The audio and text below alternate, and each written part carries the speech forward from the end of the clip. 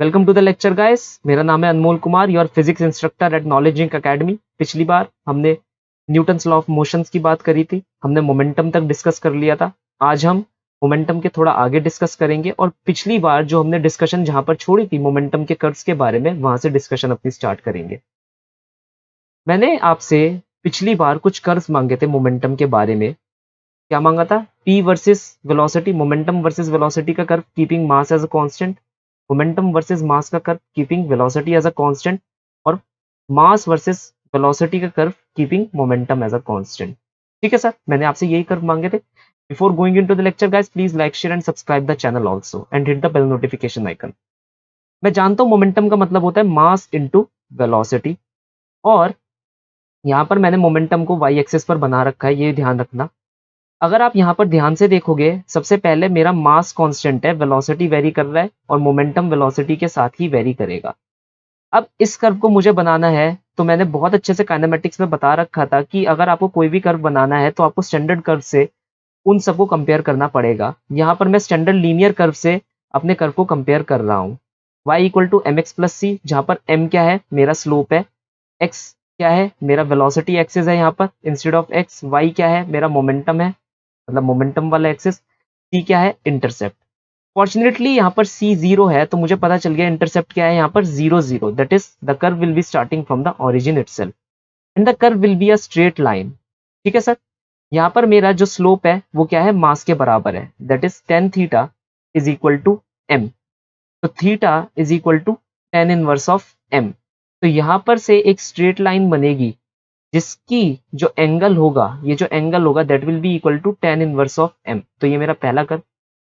In the similar manner, अगर आपको momentum versus mass का कर्व बनाना है तो यहाँ पर वेलोसिटी आपका कांस्टेंट है, तो अगर आप इसी इक्वेशन से यहाँ पर कंपेयर करेंगे तो यहाँ पर x की जगह आ जाएगा m, और जो आपका स्लोप होगा वो इस बार क्या हो जाएगा? वेलोसिटी हो जाएगी। तो इंस्टेड ऑफ राइटिंग m, यहाँ पर मैं क्या लिख देता हूँ? वेलोसिटी से उसे स्लोप को रिप्लेस कर देता हूँ।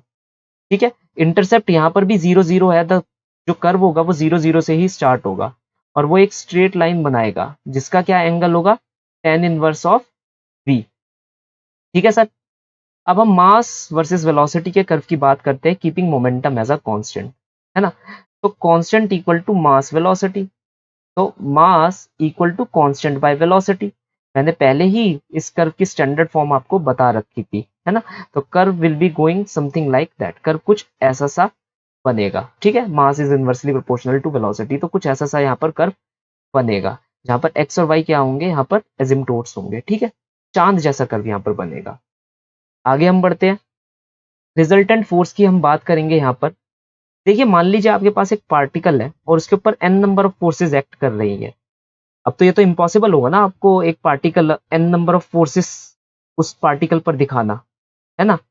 ये तो इम्पॉसिबल बात होगी। मान लीजिए एक पार्टिकल है, उसके ऊपर N number of forces act कर रही है, मतलब ये समझ लिए इनफाइनाइट नंबर ऑफ फोर्सेज है, एन एक बहुत बड़ा नंबर है। तो अगर मैं अपने पार्टिकल को ऐसे पेन और पेपर पर दिखाता रहूं तो ये तो इम्पॉसिबल सा टास्क है। तो क्यों ना मैं इन सारी फोर्सेस को हटा दूं, सारी की सारी फोर्सेस को हटा दूं और अपने पार्टिकल पर सिर्फ एक ही फोर्स लगा दूं, सच दैट ये फोर्स जो मैं लगा रहा हूं यहाँ पर, उन सब फोर्सेस को हटा के ये सेम इफेक्ट वही प्रोड्यूस करे पार्टिकल पर जो तब प्रोड्यूस हो रहा था जब वो सारी की सारी फोर्सेस इस पार्टिकल पर लग रही थी। तो ऐसी फोर्स को हम क्या कहते हैं? रिजल्टेंट फोर्स कहते हैं। फॉर एग्जाम्पल, ये वाला पार्टिकल देख लो, यहाँ पर दो फोर्सेस लग रही है, F1 और F2।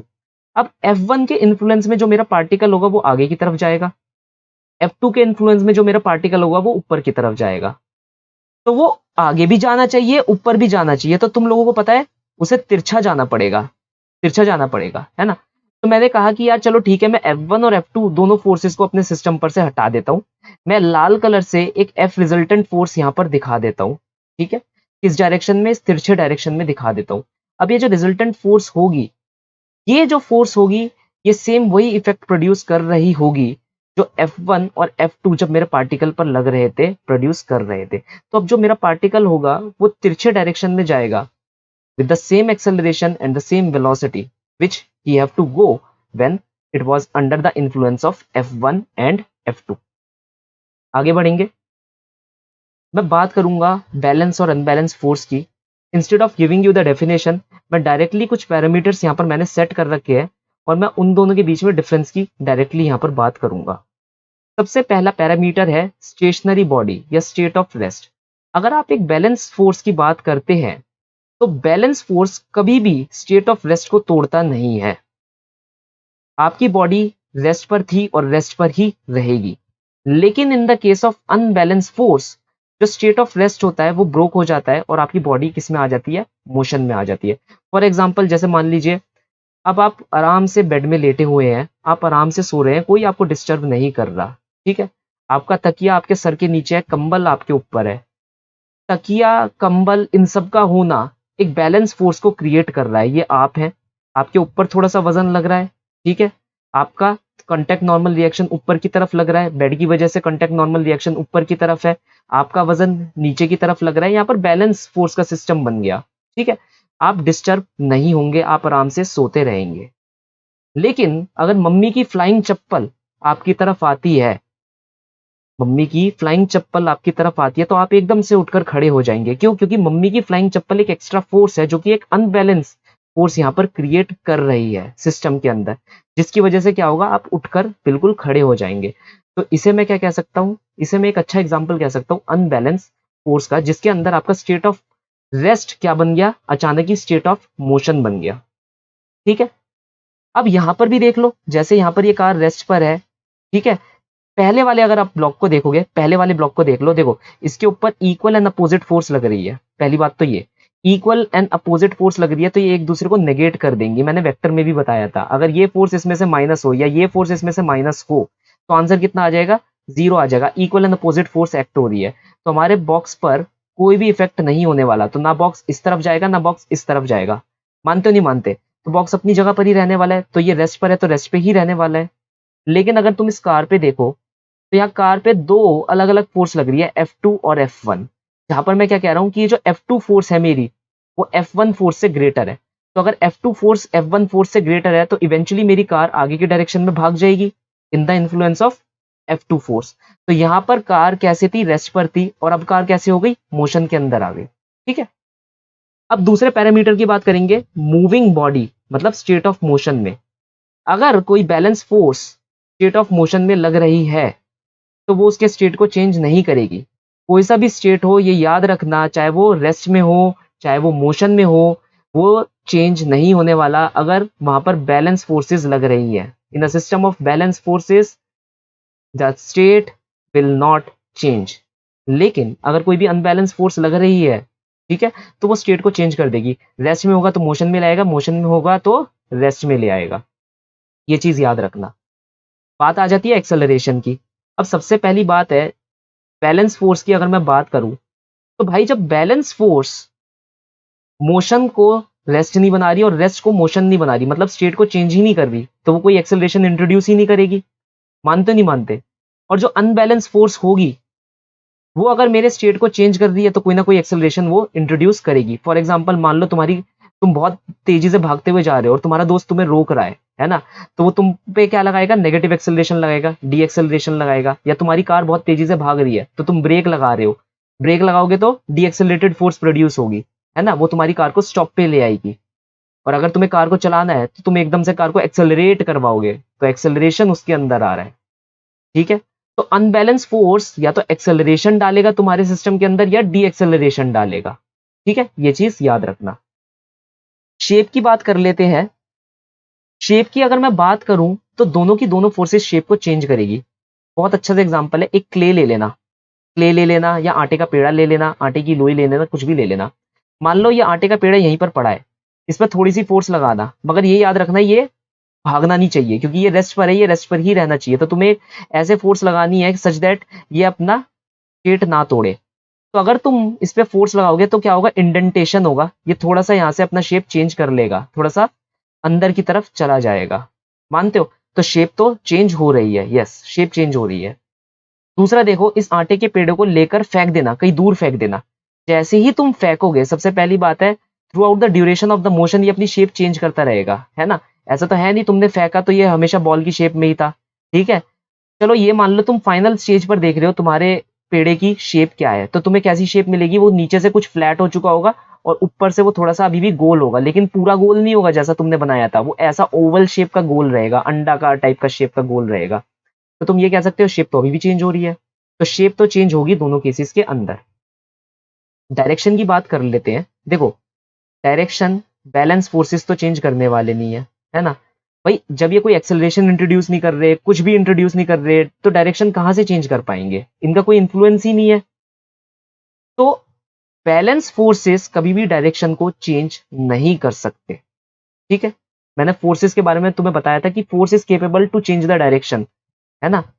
लेकिन यही बताया था कि जब एक फोर्स लग रही हो तो वो डायरेक्शन को चेंज करेगी, अगर दो इक्वल फोर्स लग रही होती है तो वो एक दूसरे को नेगेट कर देती है, ठीक है, वो डायरेक्शन चेंज नहीं करती।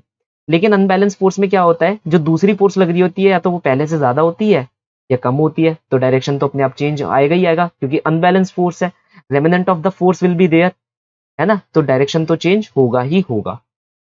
रिजल्टेंट फोर्स की बात कर लो तो पहले केस के अंदर रिजल्टेंट फोर्स निकलने वाला नहीं है, दोनों फोर्स इक्वल एंड अपोजिट है, आपस में नेगेट कर जाएंगी, तो रिजल्टेंट फोर्स निकलेगा नहीं।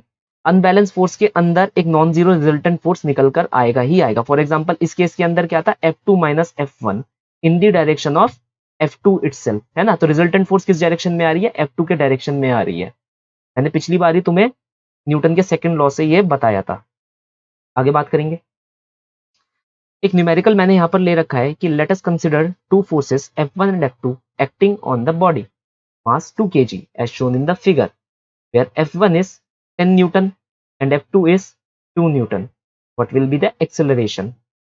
हमें एक्सेलरेशन निकालना है, तो फोर्सेस एक्ट करनी है इस बॉडी के ऊपर। मैंने न्यूटन का सेकंड लॉ तुम्हें पढ़ाया था, that is net force equal to mass into acceleration, ठीक है, ये चीज हमें ध्यान रखनी है। अब याद रखना कि तुम क्या ले रहे हो यहाँ पर, इस डायरेक्शन को तुम पॉजिटिव ले रहे हो और पीछे के डायरेक्शन को तुम नेगेटिव ले रहे हो, क्योंकि यहाँ पर तुम्हारे पास एक्सेलरेशन का डायरेक्शन नहीं है। मैंने पिछले लेक्चर में बताया था तुम्हें कि अगर तुम F equal to M A लिख रहे हो, चलो मैं यहाँ पर भी बता देता हूँ, अगर तुम ले रहे हो F equal to M A, ये इक्वेशन लिख रहे हो, तो जो फोर्सेस एक्सेलरेशन के डायरेक्शन में आएंगी, यहाँ पर जो भी फोर्सेस तुम एक्सेलरेशन के डायरेक्शन में लिखोगे वो सारी पॉजिटिव होनी चाहिए, जो फोर्सेस एक्सेलरेशन के डायरेक्शन से अपोजिट होंगी वो सारी नेगेटिव होनी चाहिए। जैसे फॉर एग्जांपल मान लो तुम्हारा ब्लॉक इस डायरेक्शन में ए एक्सेलरेशन से एक्सेलरेट कर रहा है, ये फोर्स 1 एक्ट हो रही है, ये फोर्स 2 एक्ट हो रही है। तो अगर मैं न्यूटन की सेकंड इक्वेशन यहाँ पर लिखता हूँ, वो क्या होगी, sigma of force equal to M into A. कौन सी फोर्स एक्सेलरेशन के डायरेक्शन में एक्ट हो रही है, F1, F1 will be positive और F2 अपोजिट एक्ट हो रही है, then F2 will be negative, that will be equal to M into A, ठीक है, एम इंटू ए। अब तुम यहां से आंसर निकाल सकते हो, जो भी तुम्हें वेरिएबल वगैरह गिवन होगा उसका आंसर तुम निकाल सकते हो। सबसे पहली बात है, यहाँ पर अगर ध्यान से देखोगे एक्सेलरेशन ही गिवन नहीं है, मानते नहीं मानते, कोई बात नहीं, अगर एक्सेलरेशन गिवन नहीं है तो मान लो एक्सेलरेशन इस डायरेक्शन में होगा, मान लिया, क्या फर्क पड़ रहा है ना, मान लिया एक्सेलरेशन इस डायरेक्शन में होगा, तो एक्सेलरेशन अगर इस डायरेक्शन में है तो जो भी फोर्सेस इस डायरेक्शन में आएंगी मैं उसे पॉजिटिव लूंगा, है ना। तो अगर मैं यहाँ पर लिख रहा हूँ मास इनटू एक्सेलरेशन, कौन सी ऐसी फोर्स है जो पॉजिटिव डायरेक्शन में है, या कह लो एक्सेलरेशन के डायरेक्शन में है, सिर्फ F1, तो F1 क्या होगी, पॉजिटिव होगी। F2 क्या है, opposite to the direction of acceleration है, तो F2 क्या होगी, नेगेटिव हो जाएगी। तो एक्सेलरेशन कितना निकल कर आया, F1 minus F2 upon m। F1 कितनी है 10, F2 कितनी है 2, मास कितना है यहाँ पर 2 किलो, तो आंसर आया 8/2 metre per second square, that is 4 metre per second square. ये पहला न्यूमेरिकल हो गया, और इसके अंदर मैंने ये भी बता दिया कि ये कैसे अप्लाई होता है, ठीक है। नहीं समझ आया तो रिपीट करके देख लेना, क्योंकि कल की क्लास में मैं इस चीज को डिस्कस करूंगा। A bus start from rest and moves down a hill with a constant acceleration. एक बस है जो हिल के नीचे जा रही है, रेस्ट से स्टार्ट होकर विद अ कांस्टेंट एक्सेलरेशन। तो ये क्या दे रखी है, मुझे बस दे रखी है स्टार्टिंग फ्रॉम द रेस्ट। अगर वो रेस्ट से स्टार्ट कर रही है तो उसकी इनिशियल वेलोसिटी क्या हो जाएगी, 0 हो जाएगी। वो कांस्टेंट एक्सेलरेशन से मूव करेगी डाउन द हिल, ठीक है। ये पहली लाइन हमें बता रही है। दूसरी लाइन क्या बता रही है, the bus travel a distance of 400 metre in 10 second. ये 400 मीटर का डिस्टेंस कवर कर लेती है 10 सेकेंड के अंदर, ठीक है सर।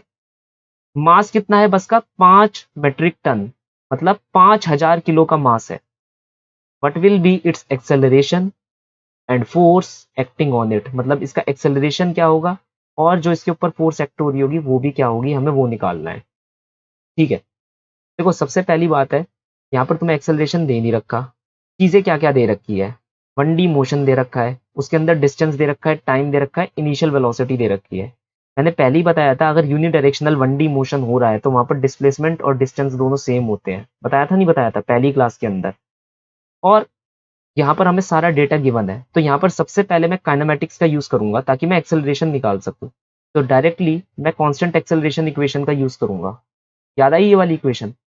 अब इसमें डिस्प्लेसमेंट कितनी है 400, यू कितना है 0 इंटू टी, टी कितना है 10 सेकेंड, प्लस हाफ इंटू ए हमें निकालना है, और T square that is 10 second का स्क्वायर। तो एक्सेलरेशन कितना निकल कर आ जाएगा 400 into 2/100, that is 8 metre per second square. तो पहले मोटा मोटा एक्सेलरेशन हमारा निकल चुका है, निकल गया। अब क्या करना है, फोर्स निकालनी है, फोर्स क्या होगी m इंटू ए, और direction of the force will be in the direction of the acceleration itself, है ना। जो एक्सेलरेशन का डायरेक्शन होगा वही फोर्स का डायरेक्शन होगा, तो एक्सेलरेशन इस डायरेक्शन में तो फोर्स भी इसी डायरेक्शन में होगी, मानते नहीं मानते। तो वो कितनी होगी, m कितना दे रखा है 5000 किलो, एक्सेलरेशन कितना दे रखा है 8, तो ये कितना हो गया 40,000 न्यूटन। ठीक है, की यूनिट। आगे बढ़ते हैं। Stone of mass 1 kg is thrown with a velocity of 20 meter per second across the frozen surface of a lake, and it come to the rest after traveling a distance of 50 meter. What is the magnitude of the force opposing the motion of the stone? अच्छा याद रखना, मैं पहले ही बता रहा हूँ, ये question काफी टाइम नीट में और जेई मेंस में आ चुका है। ठीक है, अब मगर जेई मेंस के लिए बहुत ही इजी क्वेश्चन हो चुका है, लेकिन नीट में अभी भी ये सर्वाधिकली पूछा जाता है, कभी कभार ये लोग पूछ लेते हैं। इजी क्वेश्चन है, इसके अंदर इजी मार्क्स ला सकते हो। क्वेश्चन बहुत आसान है गाइस, देख लो पहले ये क्या कह रहा है, हमें ना ऐसे मोटी आइस स्लैब दे रखी है, बहुत मोटी आइस स्लैब है ये, मतलब कहने का मतलब है पूरा का पूरा लेक है जो पूरा का पूरा आइस में कन्वर्ट हो चुका है इस बार। और हमने क्या करा कि 1 किलो के स्टोन को इसके ऊपर फेंक दिया, 1 किलो के स्टोन को इसके ऊपर फेंक दिया। तो किस वेलोसिटी से फेंका, हमने फेंका 20 मीटर पर सेकंड की वेलोसिटी से, इसके अंदर हम फेंक रहे हैं। ठीक है, क्या हुआ, ये कुछ तोड़ता हुआ आइस को अंदर की तरफ जाएगा और रुक जाएगा। हमें क्या निकालना है, जो आइस रेजिस्टिव फोर्स लगा रही थी इस स्टोन के ऊपर, वो रेजिस्टिव फोर्स क्या होगी, हमें वो निकालनी है। हमें क्या दे रखा है, हमें ये दे रखा है जो distance travelled by the stone होगा, मतलब वो आइस को भेद कर कितना अंदर चला गया वो हमें दे रखा है, दैट इज 50 मीटर, वो हमें दे रखा है। ठीक है, हमें क्या निकालना है, magnitude of the force which is opposing the motion. अब यहाँ पर बहुत ध्यान रखना है क्योंकि ये स्टैंडर्ड क्वेश्चन है और इसमें स्टैंडर्ड प्रोसीजर ही फॉलो होगा। मैं शुरू करूंगा काइनेमेटिक्स से, फिर से काइनेमेटिक्स से। तो तुम कहोगे सर काइनेमेटिक्स से शुरू क्यों कर रहे हो, यार देखो सिंपल सी बात है, F equal to M A होता है, मानते नहीं मानते। तो F equal to M A में ए एक्सेलरेशन है, एक्सेलरेशन निकालने के लिए हम कांस्टेंट एक्सेलरेशन इक्वेशन काइनेमेटिक्स से फॉलो कर सकते हैं, कर सकते हैं नहीं कर सकते। अब तुम कहोगे यहाँ पर कैसे करनी है सर, सिंपल सी बात है, इनिशियल वेलोसिटी कितनी दे रखी है, एंटरिंग वेलोसिटी 20, फाइनल वेलोसिटी कितनी हो जाएगी 0, कहीं ना कहीं आकर तो रुकेगा ना, तो मैं कह सकता हूँ we square U square 2as, है ना। एस भी हमें दे रखा है 50 मीटर, ए हमें निकालना है, 2 एक कांस्टेंट है, यू हमें दे रखा है 20 का होल स्क्वायर, वी क्या है 0 है, 0 का होल स्क्वायर। तो एक्सेलरेशन कितना आ जाएगा, -400 बटे 2 इंटू डिस्प्लेसमेंट, डिस्प्लेसमेंट कितनी है 50, तो -400 बटे 100, आंसर कितना आया -4 मीटर पर सेकेंड स्क्वायर। अब फोर्स निकालनी है तुम्हें, that will B minus of, कितना मास है इसका 1 kilo, 1 into 4 that is -4 Newton. ये माइनस क्या दिखा रहा है, माइनस ये दिखा रहा है कि फोर्स ऊपर की तरफ लग रही होगी, माइनस क्या दिखा रहा है, तुम्हारी फोर्स ऊपर की तरफ लग रही होगी क्योंकि तुम्हारा डी एक्सेलरेटेड मोशन हो रहा है, यहाँ पर एक्सेलरेशन देख रहे हो नेगेटिव आ रहा है, दैट इज तुम नीचे जा रहे हो एक्सेलरेशन ऊपर लग रहा है ना। वेलोसिटी पॉजिटिव है, नीचे की तरफ जा रही है, एक्सेलरेशन ऊपर की तरफ लग रहा है, डी एक्सेलरेटेड मोशन है, और फोर्स भी इसी डायरेक्शन के, एक्सेलरेशन के डायरेक्शन में रहेगी, है ना, तो वो भी नेगेटिव है। तो फोर्स रेजिस्टिव है यहाँ पर, वो कहाँ लग रही है, ऊपर की तरफ लग रही है। ठीक है, ये चीज याद रखना। ये देख लो, ये क्या है, कैलकुलस से रिलेटेड क्वेश्चन है यहाँ पर, बहुत अच्छा क्वेश्चन है। अब फोर्स, और हाँ फिर से मैं ये बता दूं, ये नीट और मेंस का क्वेश्चन है, मैंने डायरेक्टली यहाँ पर कोट करा है। A force of F 2t i cap plus 3t square j cap newton is acting on an object moving in X Y plane. Find the magnitude of change in momentum of the object in the time interval t equal to 0 to t equal to 2 second. हमें change in momentum निकालना है time t equal to 0 से time t equal to 2 second के लिए. Boundary condition हमें given है. ठीक है, तो बहुत अच्छे से कैलकुलस मैंने पढ़ाया था. बेसिकली यहाँ पर बस अप्लाई करना सिखाऊंगा, कुछ नहीं बताने वाला कि इंटीग्रेशन कैसे होती है. वो बहुत अच्छे से सिखाया था, तो इंटीग्रेशन तुम्हें याद होनी चाहिए. एफ इक्वल टू क्या दे रखा है, 2t I cap plus 3t square J cap. समझ गए. एफ का मतलब क्या होता है, rate of change of momentum, बताया था. 2t I cap plus 3t square J cap. अब तुम कहोगे सर आपने आई कैप जे कैप यहाँ पर हटाया क्यों नहीं, आप आई कैप जे कैप को हटा दो. भाई देखो, मोमेंटम क्या होता है, ये भी एक वेक्टर क्वांटिटी है, तो अगर मैं वेक्टर रिटेन रखूंगा तो मुझे वैसे भी डायरेक्शन का पता चल जाएगा. मैं डायरेक्शन स्पेसिफिक इंटीग्रेशन यहाँ पर कर दूंगा तो मुझे ये पता चल जाएगा एक्स डायरेक्शन में और वाई डायरेक्शन में कितना कितना मोमेंटम चेंज हुआ है, तो मुझे इतना लोड लेने की जरूरत नहीं पड़ेगी. ठीक है, मैं यहीं पर डायरेक्टली इंटीग्रेट कर दूंगा. तो dp equal to 2t I cap dt. ये इंटीग्रेशन, हम मोमेंटम में पहले से दूसरी स्टेज पर जा रहे हैं, पहले से दूसरे, और टाइम में हम 0 से 2 सेकंड पर जा रहे हैं, 0 से 2. सिमिलरली 3t स्क्वायर dt, कहां से कहां टाइम जा रहा है, 0 से 2, तो यहाँ की बाउंड्री कंडीशन हो गई 0 से. ठीक है, ये चीज याद रखना. अब इसे जस्ट इंटीग्रेट कर दो, ये क्या हो जाएगा, dp बन गया p, है ना, और लिमिट लग गई p1 से p2 की, तो ये हो गया p2 minus p1, that is change in momentum. Directly मैं यहाँ पर लिख देता हूँ. इसको इंटीग्रेट करोगे that is I cap 2t square by 2, है ना. मैंने बताया था ना, x to the power n का इंटीग्रेशन क्या होता है, x to the power n plus 1 upon n plus 1 plus C. लेकिन अगर तुम्हारे पास लिमिट दे रखी हो, L1 और L2 लिमिट दे रखी हो, तो प्लस सी मत लगाना, डायरेक्टली यहाँ पर लिमिट रिप्लेस कर देना. ठीक है, तो यहाँ पर मैं लिमिट अभी रिप्लेस कर दूंगा 0 से 2 के लिए, plus J cap that is 3t square. 3t square क्या बन जाएगा, 3t क्यूब बाय 3, 0 से 2 के लिए. ठीक है, अब बस इसे इंटीग्रेट कर दो तो कितना बना आई कैप, ये कितना बन गया T square. T square 2 square minus 0 square, तो एक बार 2 लगा दो यहाँ पर और एक बार 0 लगा दो, that will B 2 square minus 0 square plus J cap. 3 से 3 कट जाएगा, टी क्यूब, टी की जगह 2 लगा दो तो 8, सीधा लिख देता हूँ 2 क्यूब माइनस 0 क्यूब. तो आंसर कितना निकल कर आ रहा है, आई कैप इंटू 4 प्लस जे कैप इंटू 8. ये आया तुम्हारा चेंज इन मोमेंटम. मतलब एक्स डायरेक्शन में कितना चेंज आया, वाई डायरेक्शन में कितना चेंज आया, टोटल मैंने दोनों यहाँ पर निकाल दिया. ठीक है, सब कुछ एक ही क्वेश्चन में यहाँ पर मैंने निकाल दिया. आगे क्वेश्चन हम करते हैं. एनसीईआरटी का डायरेक्टली कोटेड क्वेश्चन है यहाँ पर. और तुम एक बात देखो, एनसीईआरटी का डायरेक्टली कोटेड क्वेश्चन नीट में भी पूछा गया है ना. बस यहाँ पर हम क्या यूज कर रहे हैं, हम एक वुडन ब्लॉक यूज कर रहे हैं, वहां पर हम क्या यूज कर रहे हैं, आइस यूज कर रहे हैं, तो क्वेश्चन वही रहने वाले हैं. So a bullet of mass 0.04 kg is moving with a speed of 90 meter per second, enters a heavy wooden block and is stopped after a distance of 60 centimeter. What is the average resistive force exerted by a block on the bullet? Block दे रखा है, bullet दे रखी है, bullet का मास दे रखा है that is 0.04 kg, velocity दे रखी है 90 मीटर पर सेकेंड.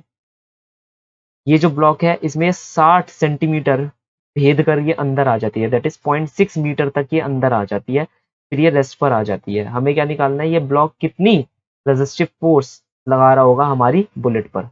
ठीक है, वो हमें निकालना है. 2 मिनट का समय दे रहा हूँ. ठीक है, 2 मिनट के लिए वीडियो पॉज करो, आंसर निकालो, कमेंट सेक्शन में आंसर लिख दो और फिर मुझे बताना कि आंसर क्या आ रहा है. ठीक है, मैं आंसर चेक करूंगा आज के लेक्चर का और फिर कल उसको डिस्कस करूंगा. ठीक है, सबके सब आंसर देना.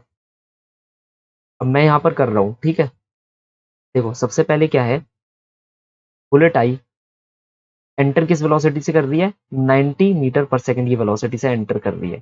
फिर आ गई है रेस्ट पर, तो पहले मैं काइनेमेटिक्स का यूज करूंगा, डायरेक्टली यहाँ पर काइनेमेटिक्स यूज करूंगा that is V square U square 2as. क्योंकि भाई मुझे पता है ना, force equal to mass into acceleration. Acceleration निकालने के लिए मुझे काइनेमेटिक्स की कांस्टेंट एक्सेलरेशन इक्वेशन यूज करनी पड़ेगी. फाइनल वेलोसिटी हो गई 0, इनिशियल वेलोसिटी हो गई 90 का square, 2 times of A, S कितना है 0.6, एक्सेलरेशन निकल जाएगा 90 स्क्वायर, माइनस का साइन मत भूलना. ठीक है, 2 इंटू 0.6. ठीक है, मैं यहाँ पर कैलकुलेटर का यूज कर रहा हूँ, तुम लोग बाय हैंड इसका आंसर निकालने की कोशिश करना।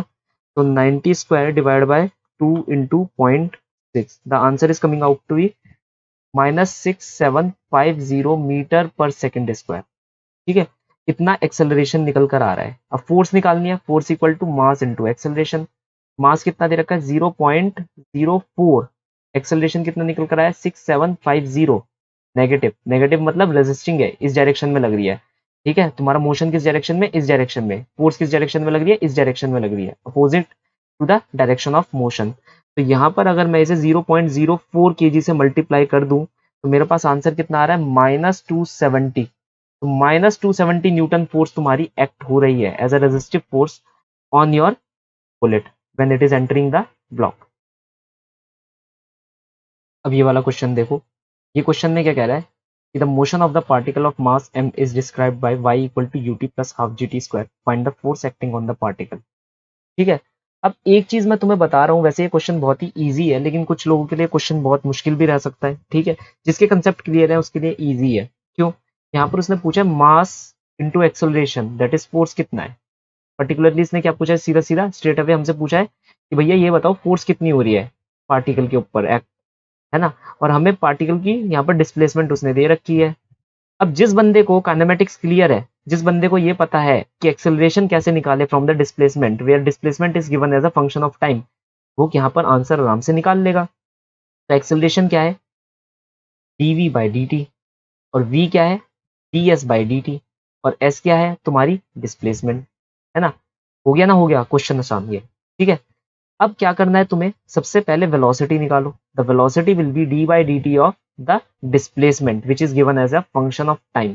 तो ut plus half gt square, तो ये कितना बना u plus g into T.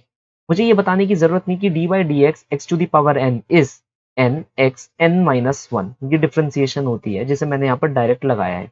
मेरा पैरामीटर क्या है यहाँ पर, इंस्टेड ऑफ एक्स टी है। ये मेरी आ गई वेलोसिटी। अब मुझे क्या निकालना है, acceleration that is D V by D T, that is G only, है ना, क्योंकि यू तो कांस्टेंट है। तो F equal to M into A कितना आ रहा है जी के बराबर, तो m इंटू जी हमारा क्या हो जाएगा, आंसर निकल कर आ जाएगा। ठीक है, ये चीज याद रखना। तो ये आ गई तुम्हारी फोर्स। अच्छा, यहाँ से एक चीज याद आई मुझे कि बेसिकली अगर मैं इस क्वेश्चन में वापस जाऊं तो यार इस क्वेश्चन में मैग्नीट्यूड जरूर निकाल लेना। ठीक है, मैंने यहाँ वेक्टर फॉर्म में लिखा है, मुझे पता है कि तुम लोग मैग्नीट्यूड निकाल लोगे, लेकिन कुछ बच्चे हैं जो नहीं निकाल सकते, तो प्लीज गाइस मैग्नीट्यूड निकाल लेना, 4 square plus 8 square under root. ठीक है, मैं यहाँ पर आंसर निकाल लेता हूँ अपने कैलकुलेटर की मदद से। 4 स्क्वायर प्लस 8 स्क्वायर, 4√5 का आंसर आ रहा है। और तुम लोग अगर कहोगे कि मैं कैलकुलेटर यूज क्यों कर रहा हूँ, तो मैं टीचर हूँ, मैं कर सकता हूँ। तो इस लेक्चर के लिए बस इतना ही guys, will meet you in the next lecture. Next lecture तक सब कुछ पढ़कर आना, ठीक है, क्योंकि थोड़ा सा टेस्ट में रख सकता हूँ। Until then, goodbye guys, and you can call me and contact me on these numbers if you're having any problem in physics. Okay, thank you.